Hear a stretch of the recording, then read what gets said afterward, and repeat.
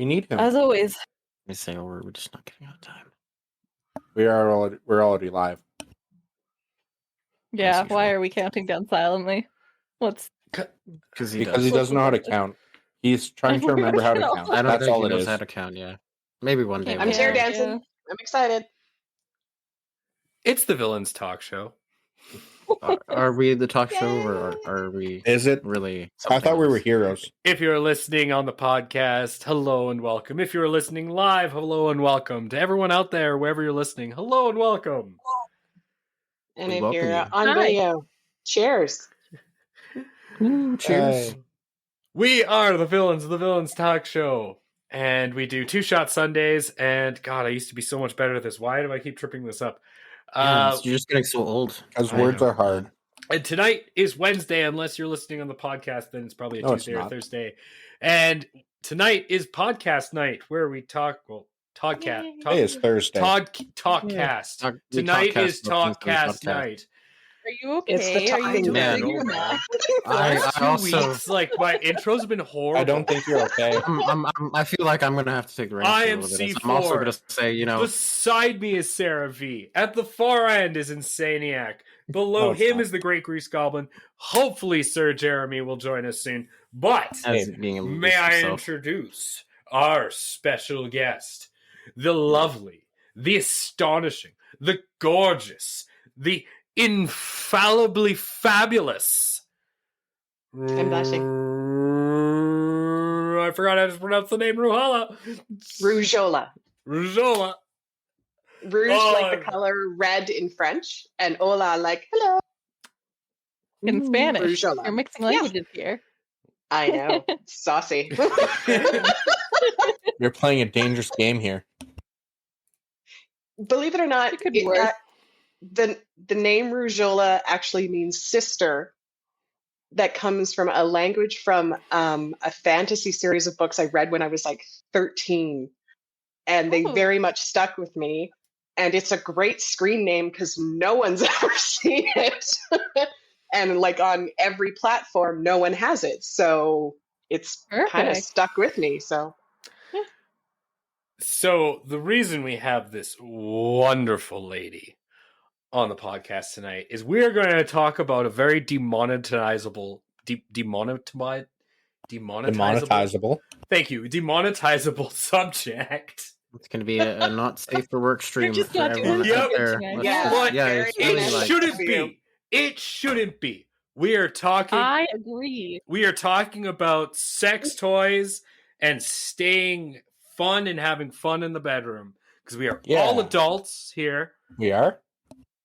And I don't know about Insanieac. We've all had crappy sex ed, and I think there's other reasons. Sarah was the one who actually brought up the topic. This is the best category that adults can remember that everyone wants to play. It doesn't matter how old you get. Everyone wants to play. And in the bedroom, with a partner, with a toy, with a feather, with just laughter. It's the best place for adults to remember the joy of play. So I'm super passionate about this topic and absolutely over the moon that you guys asked me to be on. So why don't you let our listeners live and at home into why I asked you to join us, why I deemed it necessary to reach out my hand to bring you of all people I knew onto the show. Well, I know this is going to be a little bit strange for both, listeners and viewers of your show, but I actually had a retail job that I liked. And this retail job was at an adult store. And I enjoyed it so much from all that it taught me. Yes, there was the same nightmare stuff that you have with every other retail job. But the other stuff that it taught me led to some pretty great stuff. And being in an environment where I could ask questions that normally there is no other venue where you can ask and not be judged and not be poked fun of or laughed at or, tittered about. Being it able was to freely great. kind of explore. I just stuff imagine in like environment. young you sitting there behind the counter and seeing some old crusty guy bring up like Naughty Nurses 8, and you're like, so what do you really like about this? Because I've noticed you've gotten the other 7.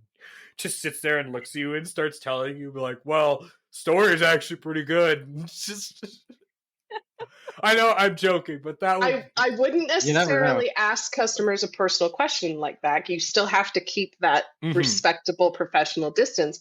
But I would say number 9's coming out next month, just so you know. See, that's And we have just, a couple copies coming in. You can't Because if I presume to, noticed like, that he'd offer- rented the other 7, I'm like, we number can put 9's that coming. on It'll be reserve there for next you. month. Yeah. I liked my job. Sometimes you don't want to like pry too much, I imagine, in that kind of industry. They might like get to kind of like some levels where people like, might not always want to talk about it, where there's some people that, you feel like that, like yourself, where, you used to talk to them, then they just start talking about all this stuff that they're like all ready to talk about. I enjoyed trying to create an environment where I really wanted to get people to understand that they could ask me anything, that like there wasn't going to be anything to shock me. There wasn't like, that's not what that environment was.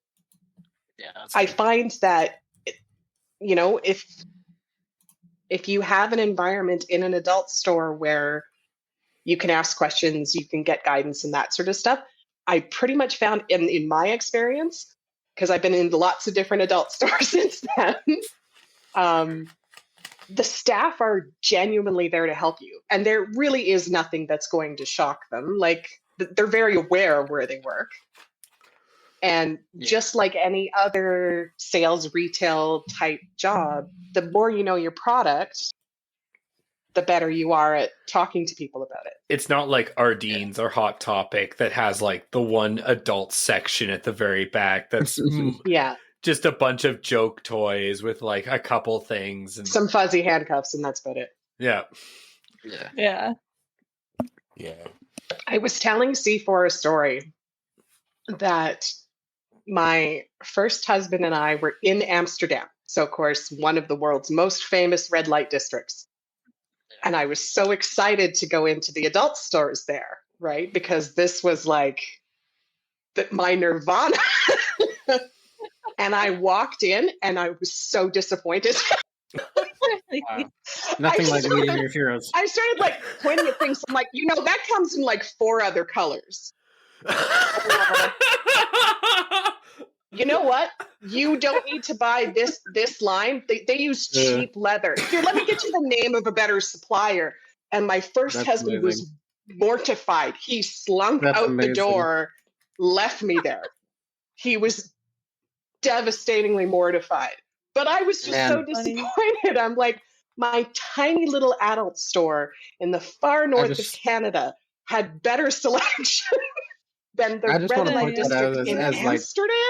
What? I feel that as like as a professional kind of like someone who pursues passion, kind of like I'm a chef, not because I want to make a lot of money, because I enjoy being a cook. And nothing is more painful when you go to a restaurant and work in a place that you think is really good and high end, and you walk into this place and it's absolutely trash, and their food is absolutely shit, and they secondhand most of it. It's all resupplied, refired, and like stored in really crap conditions. And like I said, there's nothing quite like meeting your heroes to ruin your dreams in a sense, but it helps you reaffirm in a sense that you're doing a good job, which is kind of nice. Well, because there's not a lot of people that are like that. Like Insanieac, as you said, there are certain things that when you discover your passion about them, that you're really invested in, they keep you engaged no matter how long you leave that. And then when you come back to it, you're just as enthused. When you find those things in your life, like hang on to them big time.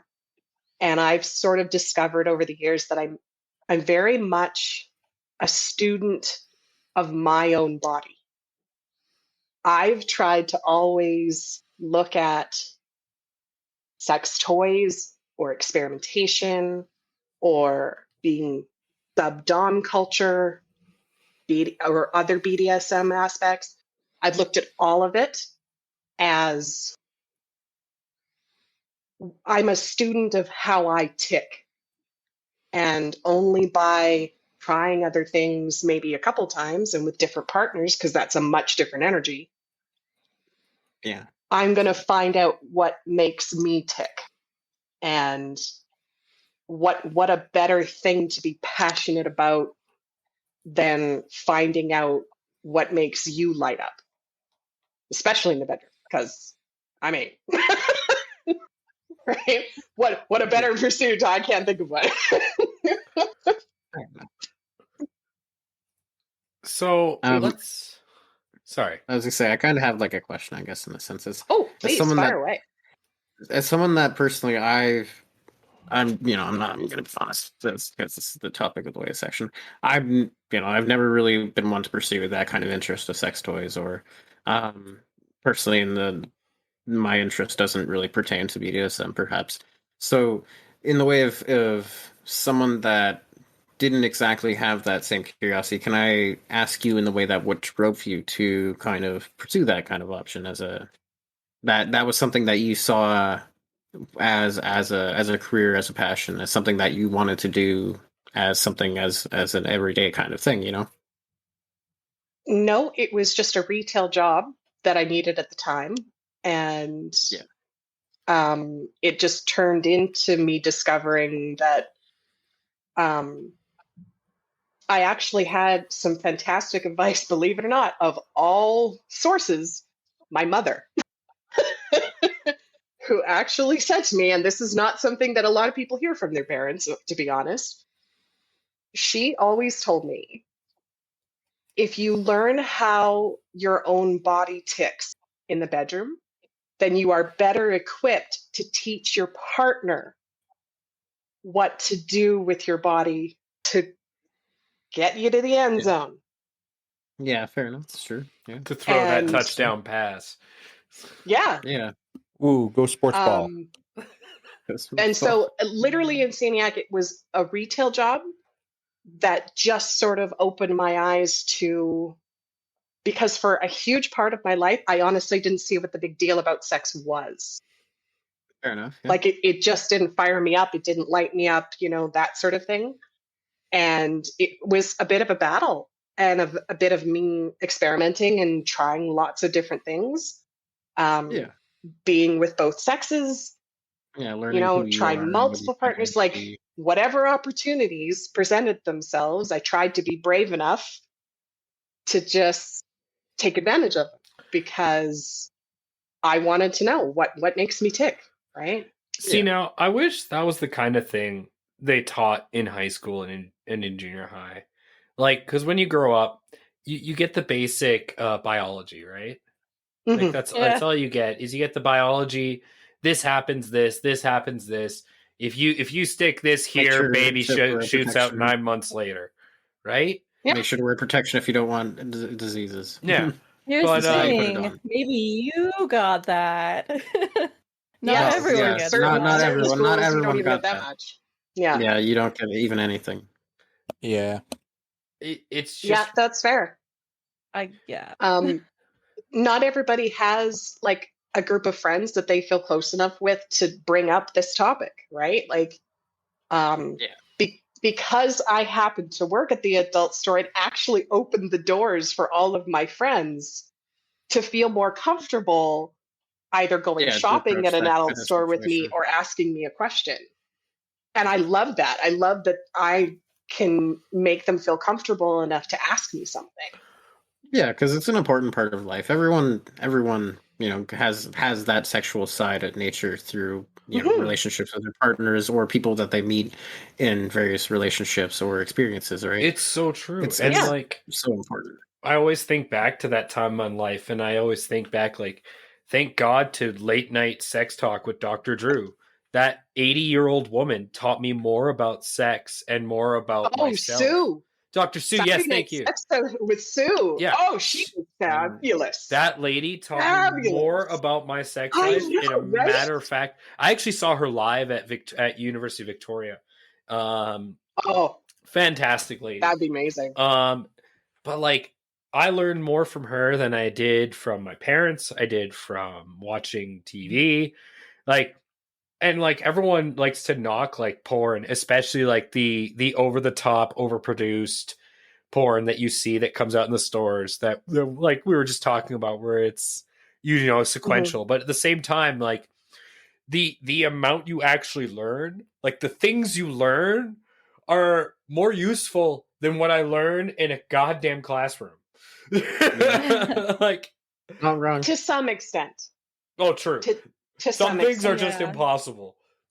Anyone out there? I'm sure Sarah V and I have a slightly different perspective, being of a different gender than the rest of you.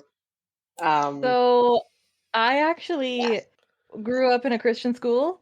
I got 0 sex ed, not even abstinence only, just nothing. It was like sex didn't exist, and they wanted it to be that way. When I got my first period, I thought I was dying because I had no idea what was happening. My mom attempted to explain like shedding from the uterus to me, but she didn't realize that nobody had ever taught me like what a vagina was. What a uterus is. Yeah, like she taught me what that was, but I was like, I don't understand. And it actually led to some real big problems for me.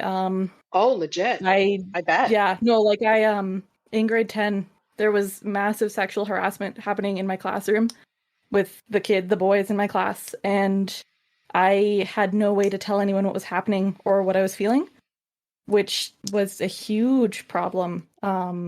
I actually don't remember huge chunks of that year because it got so bad that I have just shut it out. But I really am very passionate about this topic and about making sure that people understand their own bodies and what's going on. 100%.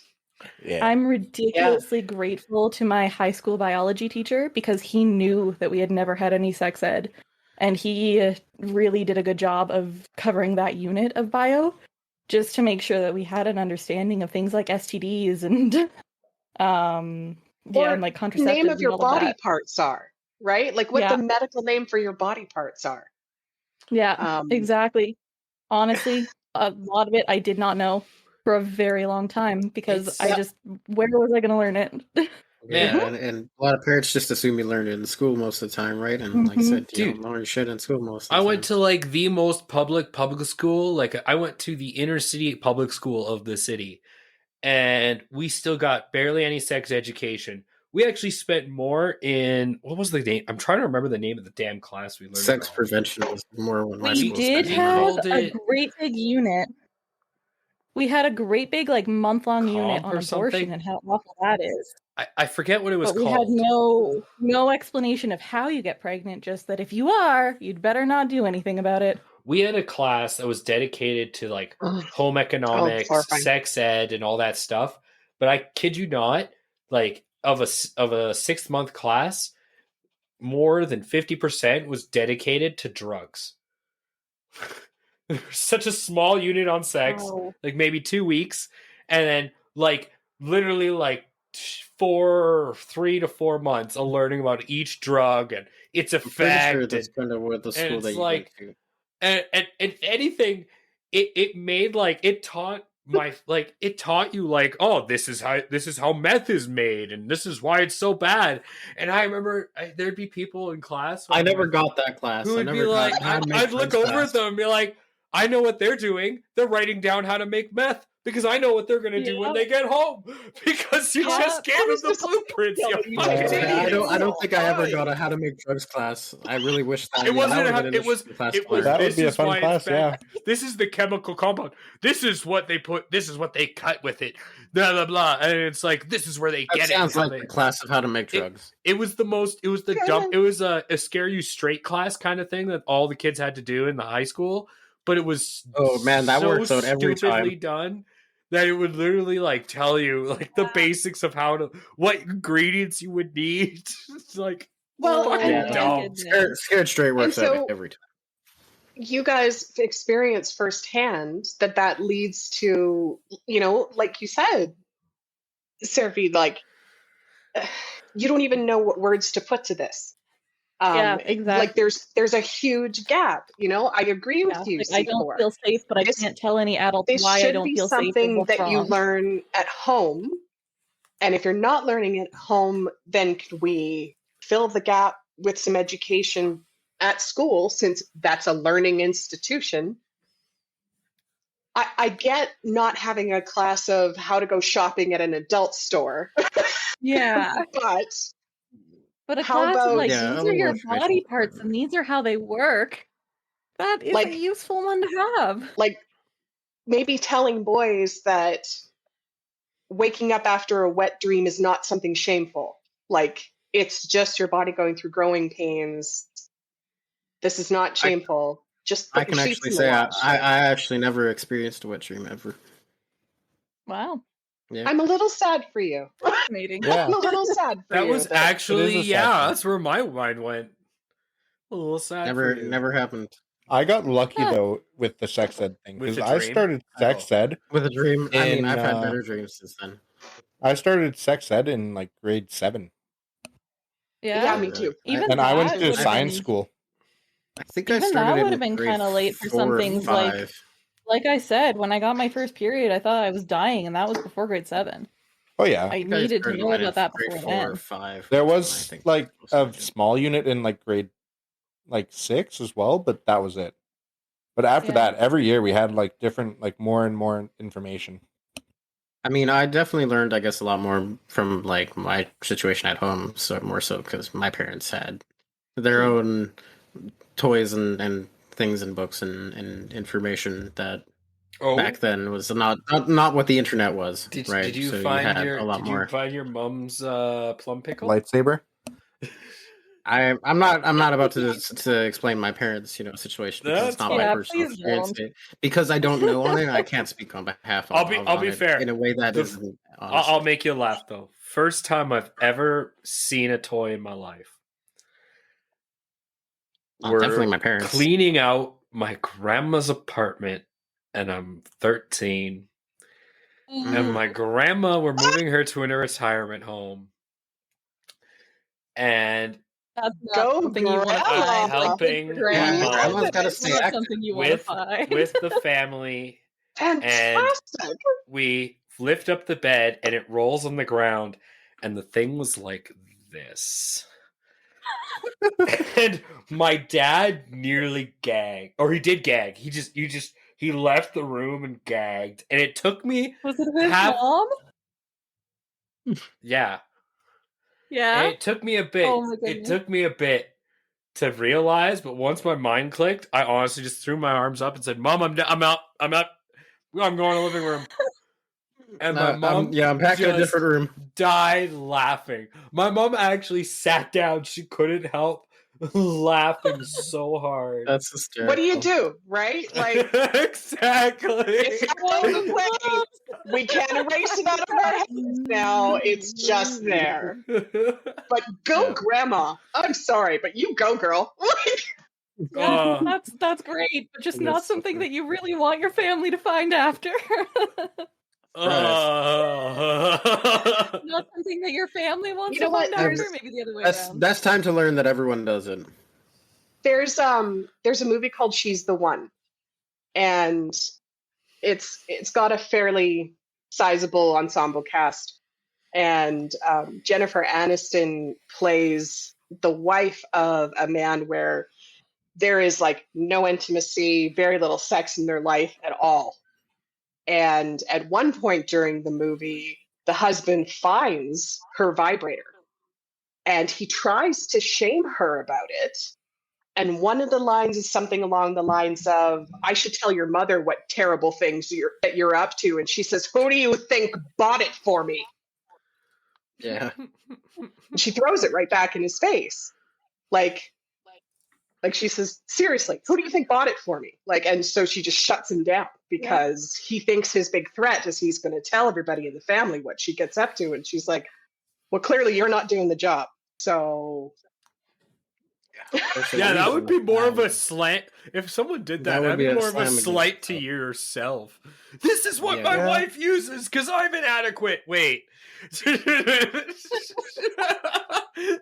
I can't satisfy my wife, so she needs a toy. But that's not entirely true. Now, I was gonna say that's not entirely true. In defense of toys, it can go both ways. It can. Yeah. And also, let's be very realistic about this. Certain toys can do things that no human anatomy can do. Fair enough. This is not something that should take the place of your partner.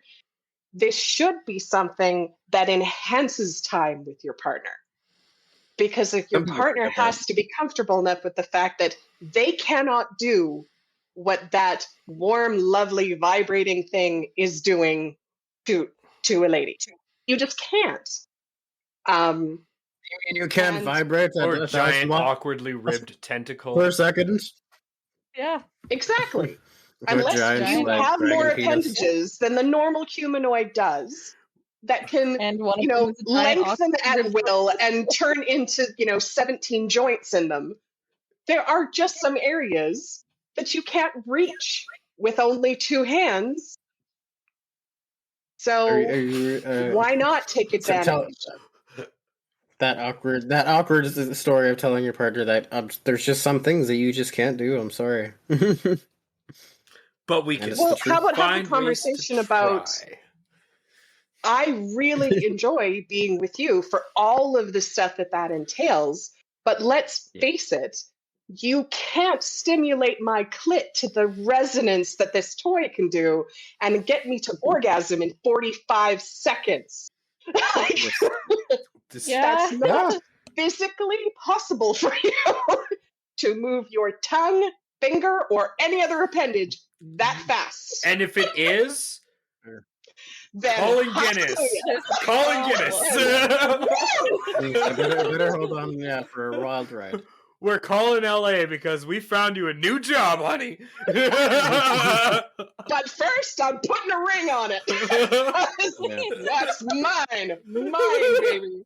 All mine. But it's going to make money for me. $1 bills, y'all. Let's just have some fun with it. It'll be great. It's not pimping. I'm married. It's not pimping. It's a family business. Exactly. We're swingers. I like to watch. It's communal property at that point, no matter how the money. I like to watch, and I just enjoy getting paid for it. Nothing is more climaxing when someone gives me a $1 bill while I'm watching my husband getting, How about 100? Yeah.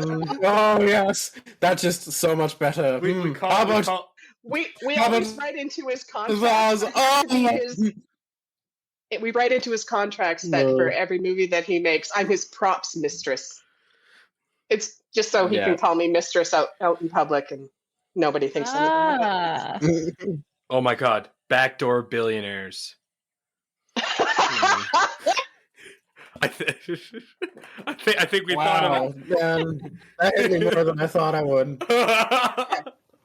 So I was saying to everyone before we started the stream, I actually made talking point cards. Are we ready for the first one? Yes. Okay. All right. Yes, hit us. So I will read these out, obviously, for anybody who's just listening to the podcast and isn't actually watching the video. Oh, they're backwards. Sorry. Be comfortable and safe. Actually, you wrote them backwards, so they came out correctly. Yeah. Yeah. Oh, my camera's showing me still backwards. Are they not backwards on Twitch? Nope, my camera's fine. It's probably backwards on your webcam, but on Twitch. But on Twitch, they're fine. Twitch is fine too. Fantastic. Yeah, they're good. Comfortable and safe.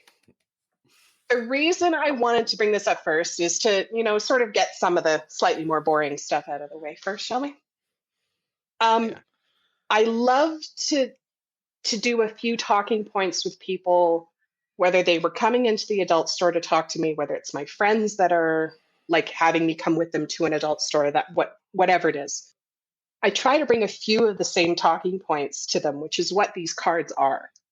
is sort of some 4 pieces of advice that I kind of give to everybody. Because there's stuff that not a lot of people think about. And so when I say be comfortable and safe, that's not even just for yourself. I mean, for all parties involved.